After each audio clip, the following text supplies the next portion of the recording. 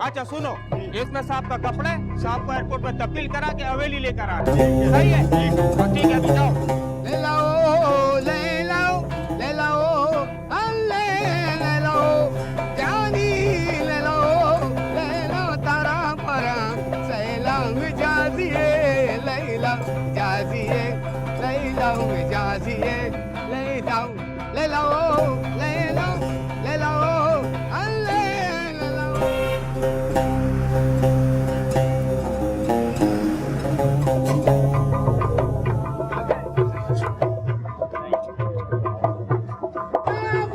बस मेहमान के इंतजार में हमारा आंखें थक गया है। खाना कब तक पहुंचेगा? वो मेहमान नहीं है, वो मेजबान है, मेजबान। अभी मेरा बात हुआ, वो थोड़ी देर में आ जाएगा, आ जाएगा। तुमने हम सबको उसका इस्तकबाल के लिए हवेली में जमा क्यों किया है? ये उसका ख्वाहिश था कि सब लोग हवेली में आएगा। बड़ी बात है कि वो आज के दौर में भी ऐसा सोचता है।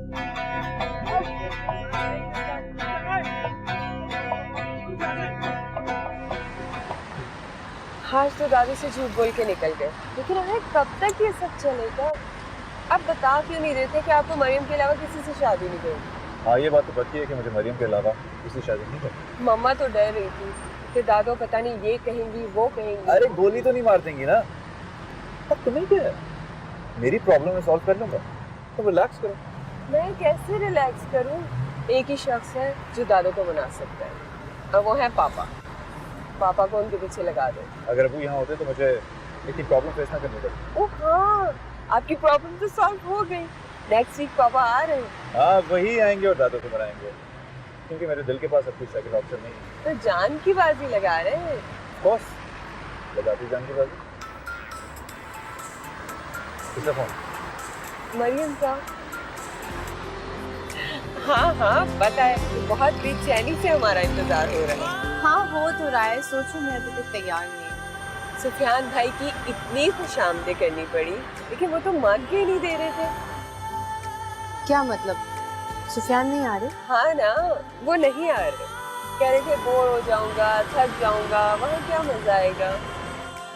ऐसा कहा उन्होंने? अरे ऐसा वैसा मैं बता ही नहीं सकती कि उन्होंने क्या क्या बोला। खैर छोड़ो, मैं आ रही हूँ ना, आके बताती हूँ। ठीक है। तुम क्यों बेचारी को तंग कर रही हो? मैं तंग नहीं कर रही, इंतजार का जो मजा है ना भाई, किसी और चीज का है।